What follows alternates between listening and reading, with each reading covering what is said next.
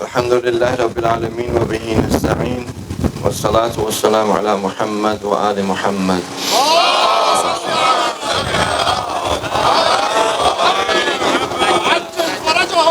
All praise and glory belongs to Allah, the creator of this universe, the one who has given humanity the inclinations of himself, and he has asked humanity to be tested by death and life. Whether a person is an oppressor or a person is a person who stands for justice, the reality of this world is that they're going to die.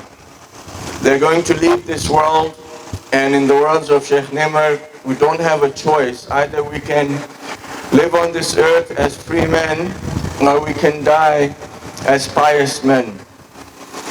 The individuals who are committing these atrocities are not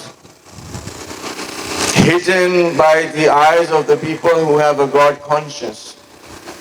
What has happened is that through those eyes that can see the injustice that is being committed all around the world, there are curtains of materialists, and there are curtains of self-vested interests, there are curtains of cowardness, there are curtains of those people who are just looking for their own, they're selfish. There are curtains that are placed on the eyes when a person like Sheikh Nimr al-Nimr, with his own blood, wipes off those curtains. What you see is a revolution of the human nature that God has bestowed, whether you are a Christian, whether you are a Jew, whether you are a Hindu, whether you are a Sikh, whether you are a Muslim. This issue that has been brought up, that we are here to commemorate the martyrdom of a Shia scholar. No, he was he's a scholar which is of Islam, and Islam is the nature that every single human being is born on.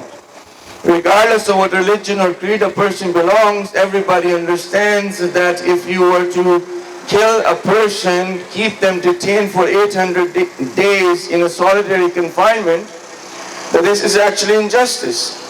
That if you were to go and behead that individual for the crimes that that person has not committed, that it is injustice. The media that is here, they also understand that, what happened to Sheikh Nimr and also the people that were martyred with him is actually wrong. And the Canadians or the Americans or the Israelis or the Indians or any of the other nations, they also know that it was wrong. But the way they can justify it is that it was sectarian violence.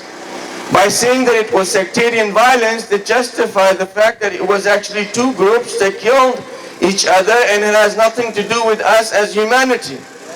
But the reality is that we as human beings, if we do not protect the crimes committed against humanity, then that every single crime is actually a crime against a human being. And if these do not stop, what you will see is that more and more oppression is going to happen. And if this oppression continues, guess what's going to be in danger? The endangerment is going to be us as human beings, because we're all connected with each other. Do you think that the wife of Sheikh Nimr did not feel the emotions, or the children or the family members of Sheikh Nimr did not feel the emotions as you as a human being would feel? The mother of Sheikh Nimr did not feel the emotions that her son is martyred. If you were to take a look at the letter that Sheikh Nimr wrote to his mother, it's a son talking to the mother. We as people, regardless of our creed and nation and religion, we need to realize that we're living in a time in which we have a choice. Either we are going to make the choice to follow the justice and the reality that is in each and every single of our own humanity, or we're going to be on the other side. What we do not understand at the moment is that that petition that has been circling around as long as humanity has been on this earth. For the last 1200 years, that petition has been circling around. Sheikh Nimr wrote in this petition as a supporter for what the petition stands for with his blood. And all those individuals who are there, who are supporting the justice around the world, are writing in that petition their own name. That petition is actually the petition signed, a petition distributed by Allah subhanahu wa ta'ala through the means of the through the means of those individuals who follow this true path, and the one who is responsible for that petition and to see is the Imam of the time. Whether a person of any creed or nation wants to sign on this petition, they're able to do that. You and I who are here, and anyone else who can hear my voice, who wants to stand for the right, who wants to go against the wrong, is signing on that petition. By signing that petition, you will see that day, when that day will come, when justice is going to rule over the whole world. And when that religion overpowers all the rest of the religions, what you will see is the names of every single individual. Whoever signed in the petition that has been going around is going to be rewarded with a reward that is unimaginable by any human being. We understand that the US is the one that is supporting all of the terrorism in the world. We understand that. And I think the people in the United States also understand that, and the leaders understand that too. But the problem is the same thing as the curtains. They want to divide humanity, that you are a Muslim, you are a Christian, you are a Jew, and the Muslims that are there are the terrorists. Okay, go and Google what a terrorist is. When you Google what a terrorist is, you will see someone who uses violence to get their political gains. That's the definition of a terrorist. Okay, Amnesty International said that what happened to Sheikh Nimr was actually politically motivated, and he was innocent of any crime. So regardless of what you're going to say, according to your own definition, the terrorists are actually the ones who perpetrated this atrocity.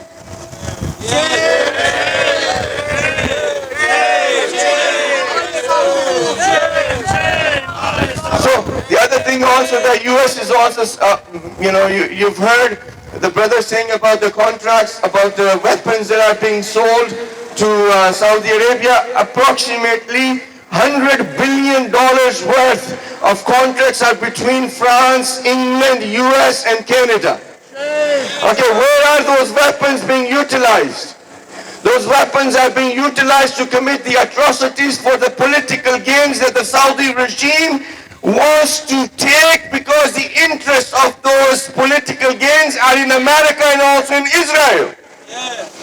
So when somebody understands the triangle, you will understand that all of these individuals that are committing the atrocities, they want their own self-vested political interests, and for that they are using violence as means by which their own definition, the terrorists are not the Muslims, the terrorists are the individuals who are going and committing the atrocities in the name of politics gains, whether that happens to be ISIS, whether it happens to be Al-Qaeda, Saudi regime, America, Israel, or the Zionists. And what they think is that if we were to do this over and over again and put this into the minds of the individuals or the media, that the people are going to think that the terrorists are actually the Muslims. You have to understand, the Muslims are not really the terrorists. The terrorists are the individuals who are mentally ill, who want to commit and take the innocent lives of individuals. They have not committed any crimes. By that definition, whether the person is a Muslim, a Hindu, a Christian, a Jew, whatever, that person is a terrorist and no one else. The Sunni Shia thing is something that the Shias also start, and also the Sunnis start. We end up playing in the hands of the enemies who want to disunite us. In the words of Imam Khomeini, that anyone who creates a disunity between Shia or Sunni is neither Shia or Sunni. That person actually gets out of their own particular faith, because unity is in Islam and disunity is out of Islam. Those individuals who think that by disuniting, even among the Shias you have those individuals who do that, and among the Sunnis you have those individuals who do that. But you and I, every single one of us have a responsibility. We think that by coming to the protest and by doing the protest we've got a check mark and now we don't have any responsibility left. That's not the case. The protest is means to unite and to take the resources to move forward so that that day and benefit can come, which is the promise of Allah subhanahu wa ta'ala as a result of those individuals who put their efforts and resources in the right direction. So protest.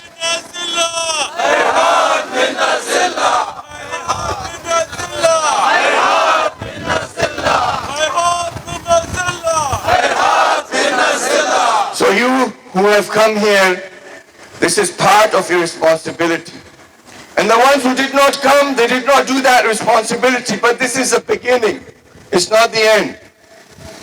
It's a beginning where you are here to show to Allah subhanahu wa ta'ala and to the angels and to every single human being who's going to see you on the Day of Judgment standing here as a person signing on that petition that I as an individual will live my life according to the rules and the justice that Islam has given to humanity for the betterment of white, black, any creed or any nation. And you're going to live that life. And that life, if you live, your end is going to be what the end of Sheikh Nimr was. Regardless what you do in your life, that day is going to come when we have to leave this world, whether you are a Christian or a Muslim. But if you live a life of justice, you are promised that you are going to be given the reward that is going to be shown to all of humanity. So regardless whether you are the people standing trying to protect the individuals who have committed the atrocities around the world, or you're standing here against those oppressors and putting your voice against the atrocities, regardless. If you are of a common sense of human being, you have the nature of a human being, what has been committed was a crime, and any human being with a right mind is going to stand against that crime. Your voices cannot be heard. I want you to put your voice, I want you to put your hand up. Imam Hussein is listening. Labbaik ya Hussein! Labbaik ya Hussein! Labbaik ya Hussein! May Allah subhanahu wa ta'ala give you the reward that He has promised, and may Allah subhanahu wa ta'ala make the coming of the Imam of the time that has been delayed by the actions that we have committed. We have some individuals who think that the more oppression there is going to be, that the sooner Imam is going to come. The more oppression there's going to be, we are going to be tested, and after we are tested, we are going to be divided into two groups. The individuals who are going to be with justice and the individuals who are going to be with the injustice. Regardless of all of the crimes and oppression that is going to happen, we are being tested. So either you are there or you are on the other side. If you're on the other side, this is a test. In this test, if we pass, then when the Imam of the time comes, we will be standing with him. Sheikh Nimr will be standing with him. Sheikh Baqir will be standing with him. All of the martyrs will be standing with him, and every single individual who have done their duty for justice will be standing with him, and against him would be the oppressors who are committing the atrocities. It will be the Saudi regime. The Saudi regime is the one who are propagating the agenda of the Zionists and the Americans. They're nothing but puppets. In the name of Islam,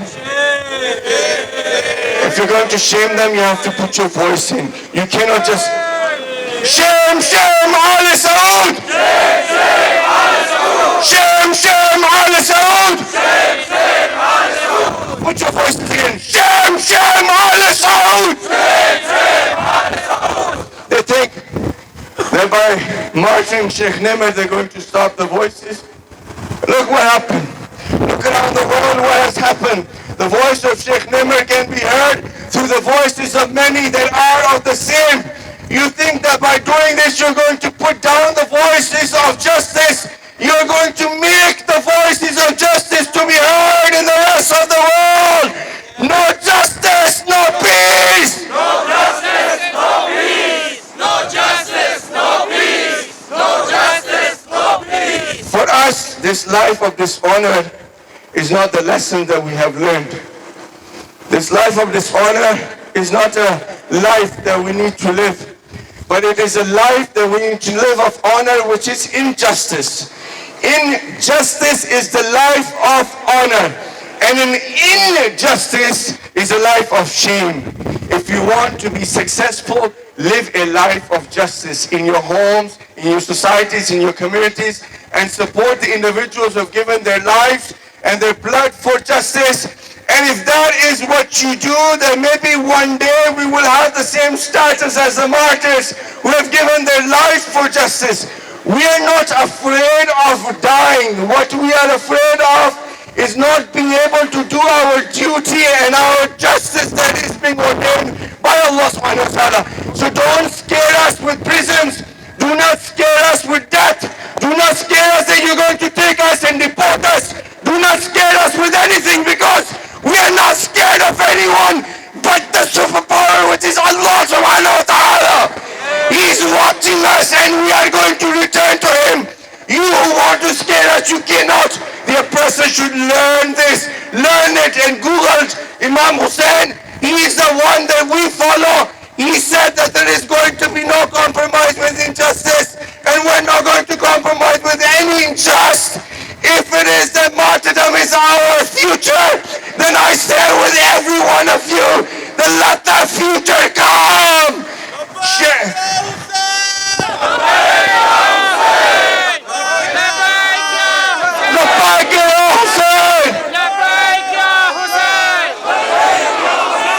I cannot hear you. لبيك يا مهدي. لبيك يا مهدي. Jazakallah, brother Moulana Hassan Mujtaba.